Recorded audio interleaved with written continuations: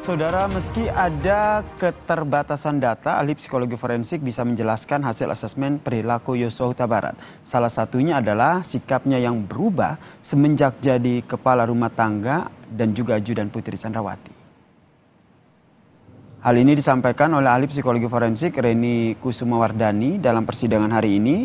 Ia menyatakan semula Yosua Huta Barat disebut sebagai pribadi yang baik dan juga aktif serta tidak ditemukan riwayat melanggar aturan.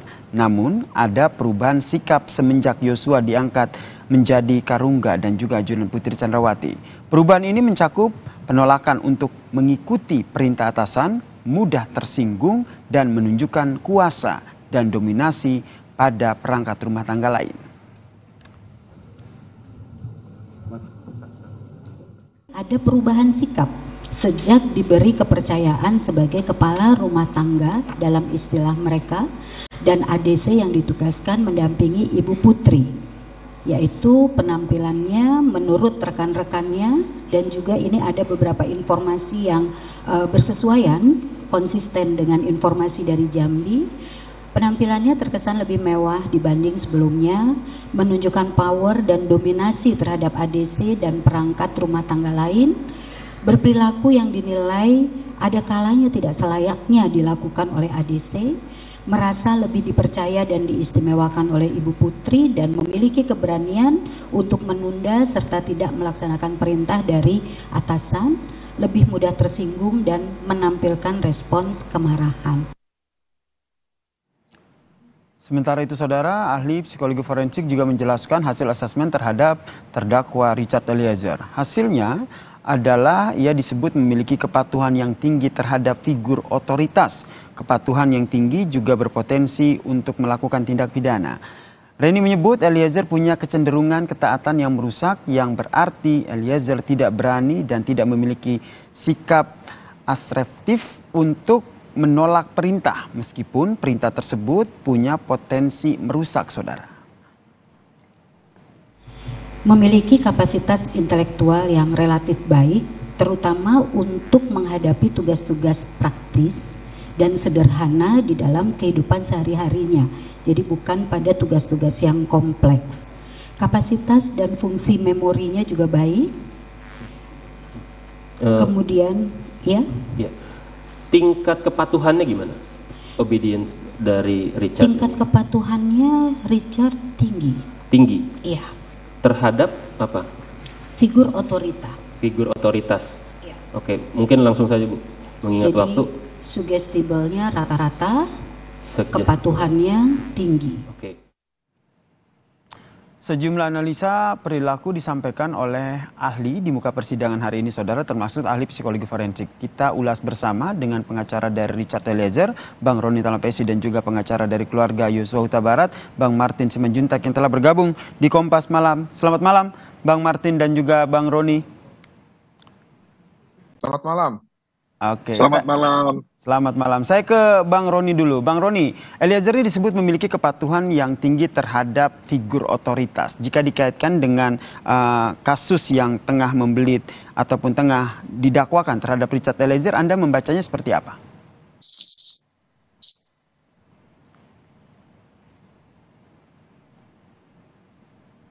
Halo. Ya. Ya, Bang Roni. Halo Bang Yasir. Ya, jadi sebenarnya ini sudah tergambarkan oleh kami tim penasihat hukum ketika mendampingi Richard Eliezer. Kami kan juga melakukan asesmen psikolog terkait dengan pembelaan kami di persidangan ya. Dari awal saya penyidikan saya sudah memberikan pendampingan kepada Richard Eliezer, yaitu psikolog, karena terkait dengan situasi yang awal kasus ini mentalnya begitu drop, kemudian bagaimana kita supaya membangkitkan semangat dari adik kita ini, sehingga kami memberikan psikolog untuk mendampingi Richard Eliezer.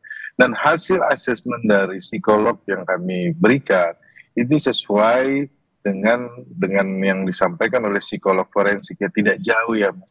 Jadi ini yang menggambarkan terkait dengan sisi psikologi dari seorang Richard Eliezer. Kalau kami nanti dari psikolog kami akan menggambarkan Richard Eliezer dari kecil. Jadi tidak hanya pada kejadian tanggal tanggal 8 ya. Tetapi nanti kita akan jelaskan di muka persidangan aspek psikologi dari Richard Eliezer dari kecil, karena dilakukan interview kepada orang tua, kemudian kepada orang-orang dekat. Nah, ini menggambarkan seorang Richard Eliezer.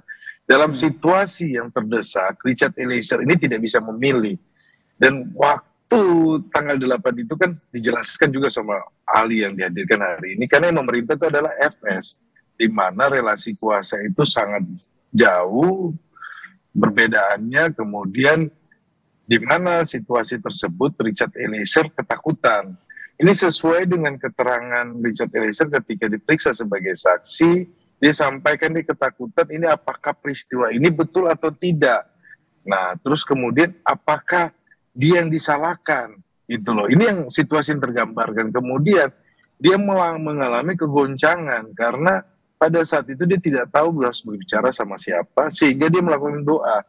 Nah, dia berdoa itu kan doanya dia adalah supaya ini peristiwa ini tidak terjadi, Tuhan mengubahkan hati dari Ferdy Sambo. Bang Tetapi Roni, kan apa yang nantinya akan membedakan keterangan yang disampaikan oleh ahli psikologi forensik hari ini dengan ahli psikologi forensik yang nantinya akan dihadirkan oleh Bang Roni? nanti kami, Bang Yasir, kita akan lebih detail ya terkait dengan sikap batin, terkait dengan aspek psikolog dari Richard Eliezer. Itu akan kami lebih detailkan. Kalau tadi kan tergambarkan secara umum ya, karena peristiwa di tanggal 8. Tapi kalau yang kami akan hadirkan ini lebih detail lagi. Lebih detail ya? Lebih detail. Dan ini menggambarkan Richard Eliezer dari kecil seperti apa, kemudian lingkungan keluarga, bagaimana hubungan dengan orang tua, bagaimana ketika dia mencoba untuk masuk polisi. Tapi kalau Anda lihat Bang Roni, keterangan dari ahli psikologi forensik hari ini menguntungkan atau tidak terhadap Richard Eliezer? Ya, ini Bang Yasir, ini kan saya sampaikan bahwa ada beberapa poin yang menjadi catatan kami, ini sesuai dengan hasil asesmen dari yang kita lakukan ya, dari psikolog yang kita berikan untuk dampingi Richard Eliezer. Fakta persidangan ini tentunya kan berkaitan dengan pasal, penerapan pasal ya. Tadi juga kan ahli pidana sudah sampaikan terkait dengan Overma 48. Kami kan sempat menanyakan kan, karena ini kaitannya dengan aspek psikolog dari Richard Eliezer. Sebelumnya juga, hari sebelumnya itu dari kriminolog juga menyampaikan bahwa Richard Eliezer ini adalah victim. Nah, ini juga di victimologi. Nah, ini juga pun diiyakan atau disampaikan oleh ahli psikolog forensik terkait dengan sisi psikologi dari Richard Eliezer. Ketika dia rasa takut, kemudian hierarkinya terlalu jauh, sehingga dalam situasi tersebut, dia itu kalau dikaitkan dengan ahli pidana, ada daya paksa. Karena dia tidak bisa menolak perintah. Ini kan sudah dari awal kita sudah sampaikan kepada publik. Tidak bisa menolak perintah, ini yang akhirnya ditangkap dari keterangan ahli psikologi forensik hari ini. Saya ke Bang Martin. Psikologi forensik sampaikan bahwa Richard Eliezer adalah korban. Oke. Gitu loh. Richard Eliezer adalah korban menurut Anda. Kita ke Bang Martin. Bang Martin, tidak hanya Richard Eliezer, namun di persidangan tadi juga dianalisa terkait dengan perilaku dari Yosua. Yang di-highlight adalah ada perubahan sikap yang disampaikan oleh ahli. Tanggapan Anda seperti apa ini? Tanggapan saya bahwa kita harus kembali lagi ya ke yang disampaikan oleh ahli ya, bahwa tidak ditemukan riwayat ya tingkah laku Yosua dalam melanggar aturan. Dan ini sejalan dengan apa yang disampaikan oleh keluarga. Nah, mengenai perubahan sikap ya, menurut saya masih dalam hal yang lazim. Jadi gini ya, kalau kita melihat sebagai contoh ya, kalau saya pernah melihat orang di daerah saya gitu ya, baru diangkat jadi direktur, tiba-tiba beli mobil sombong gitu kan. Nah, itu hal yang wajar gitu loh, Mas Asri, Bang Yasir. Nah, tapi kalau mengenai pola perubahan karakteristik kepada rekan sejawat ataupun kepada perintah atasan, sebenarnya yang bisa menjawab itu adalah atasannya sendiri. Kewenangan apa yang diberikan kepada Joshua sehingga dia bisa dianggap ya menjadi sombong ataupun menjadi angkuh ya. Kalau saya kaitkan dengan pendapat ahli yang lain ya, diduga keras ini akibat adanya tekanan psikis ya. Tekanan psikis seperti apa? dari pekerjaan yang dia jalani. Saya kutip pendapat Bung Reza Indragiri, ini lebih cocok sebagai profil dari orang yang menjadi korban tekanan psikis akibat satu dan lain hal dalam tanda petik ya. Makanya saya percaya kalau saja hari ini yang diundang sebagai ahli psikolog forensik adalah Pak Reza Indragiri, mungkin penjelasan terhadap kalian itu khusus mengenai perubahan sikap itu akan berbeda 180 derajat dengan yang disampaikan oleh Ibu Retno. Gitu. Jadi menurut Anda apa yang menyebabkan perubahan sikap yang menjadi tekanan psikis tersebut? Dari seperti tadi saya bilang bahwa ada dugaan Joshua ini menjadi korban relasi kuasa, ya dalam tanda petik loh ya. Apakah yang dimaksud itu? Saya pikir yang bisa menjawab adalah siapa yang mengangkat dia menjadi karungga dan siapa yang menggunakan dia sebagai karungga. Pasti Bang Yasir mengerti maksud saya kan? Nah, harusnya dia yang menjawab secara jujur. Tapi sekarang yang menjadi pertanyaannya adalah apakah orang itu mau jujur atau tidak? Kemarin ke gap di Jalan Bangka tanggal sekian Juni aja mereka nggak ada yang mau ngaku. Apalagi ditanya mengenai hal yang sensitif seperti ini. Jadi percuma menurut saya. Nah, mengenai keterangan dari ahli psikolog forensik hari ini ya, yang dianggap sebagai, kalau menurut kata rekan sejawat saya ya, Febri Diansah, sebagai penegasan bahwa peristiwa Magelang itu terjadi, itu menurut saya terlalu jauh. Kenapa? Ya, karena pendapat psikolog forensik ini sebenarnya sudah dibatasi dan sudah dikunci oleh pendapat ahli kriminologi dan juga ahli poligraf. Ya, ahli kriminolog mengatakan bahwa motif itu tidak bisa ditentukan sebagai pemerkosaan ataupun klaim sepihak dari Putri. Kenapa? Karena kurang bukti. Ya, buktinya apa yang dimaksud yang kurang? Itu adalah bukti saintifik yang menandakan ada akibat yang dilakukan oleh pelaku kepada korban. Apakah itu visum et repertum? Nggak ada barangnya, jadi nggak bisa jadi motif.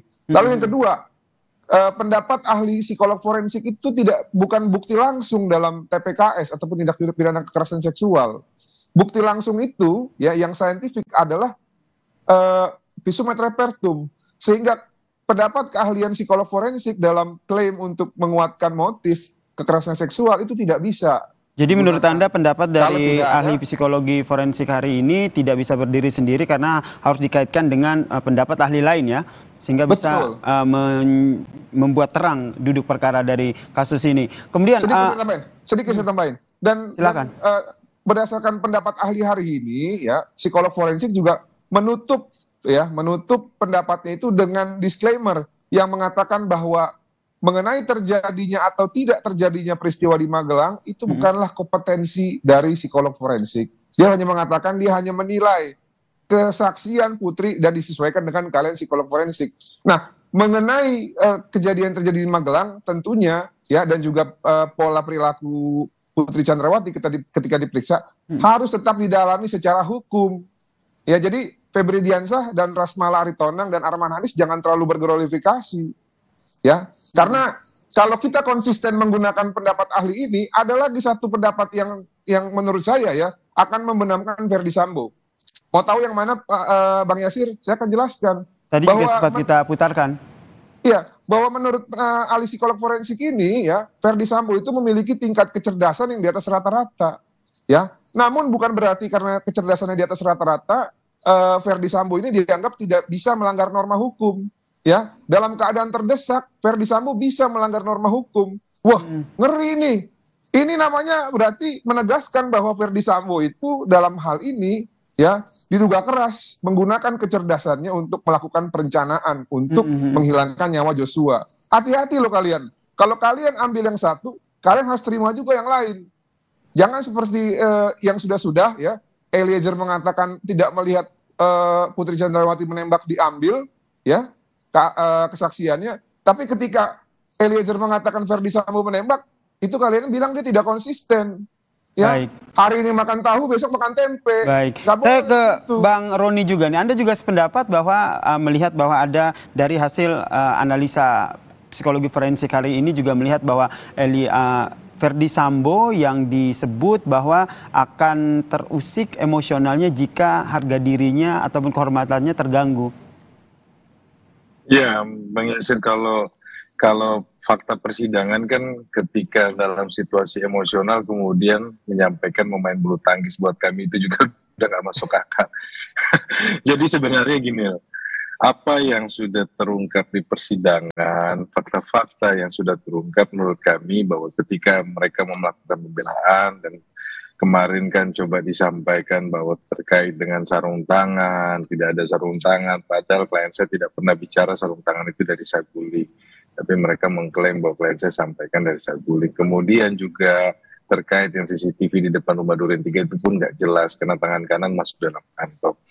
Nah kami melihat bahwa dalam proses ini tentunya hakim tentunya bisa menilai ya. Kemudian jaksa penuntut umum bisa menilai siapa yang konsisten dalam hal ini. Kemudian dari awal saya sampaikan bahwa Richard Eliezer sebagai saksi kunci, sebagai GC yang membuka kota Pandora, kemudian konstruksi hukumnya dia sampaikan secara jelas yang mereka coba paksakan untuk Richard Eliezer menghafal menit per menit, detik per detik, seperti audiovisual ya, seperti CCTV. Tetapi dalam kasus ini CCTV-nya saja tidak lengkap. Ketika ditanyakan sama hakim kepada ahli dari forensik yang dihadirkan kemarin terkait CCTV itu diterima cuma dengan flash disk, bukan dari DVR. Dan CCTV itu dari lantai 1, yang dimana kalau kami menilai bahwa di lantai 1 dipilih-pilih juga bagian-bagian mana yang tidak menguntungkan tidak ditampilkan. Tetapi kami pikir bahwa persesuaian saksi dan petunjuk yang lain sudah terlihat ya, Bung Yasir. Baik. Dan juga pun dipertegas dengan ahli yang dihadirkan hari ini terkait dengan kedudukan hukum dari Richard Eliezer yang dia dalam posisi ini ada aspek psikologi, kemudian ada daya paksa. Kemudian kami sempat menanyakan apakah ini 48 bisa diterapkan, kemudian salah satu ahli pidana sampaikan itu akan bisa diterapkan tergantung dari majelis hakim. Tentunya ahli berpendapat karena ada daya paksa. Seperti itu Bung Yasir. Baik, nanti kita nantikan ya. Ini kan sudah kesempatan dari jaksa penuntut umum sudah selesai. Kini giliran kesempatan dari para pengacara dari terdakwa untuk menghadirkan ahli. Kita nantikan nih seperti siapa saja ahlinya dan keterangan apa saja yang nanti dihadirkan. Tambahin sedikit boleh? Waktunya kita lanjutkan nanti di lain kesempatan ya, Bang Martin. Baik. Ya. Baik, Tapi baik. tadi poinnya sudah ditangkap terkait dengan penjelasan mengenai keterangan dari ahli psikologi forensik. Terima kasih Bang Martin Simanjuntak dan juga Bang Roni Talapesi telah bergabung bersama kami di Kompas Malam. Salam sehat semuanya. Salam sehat. Terima kasih Bang Yasir. Terima kasih Bang Roni. Terima kasih Bang Martin.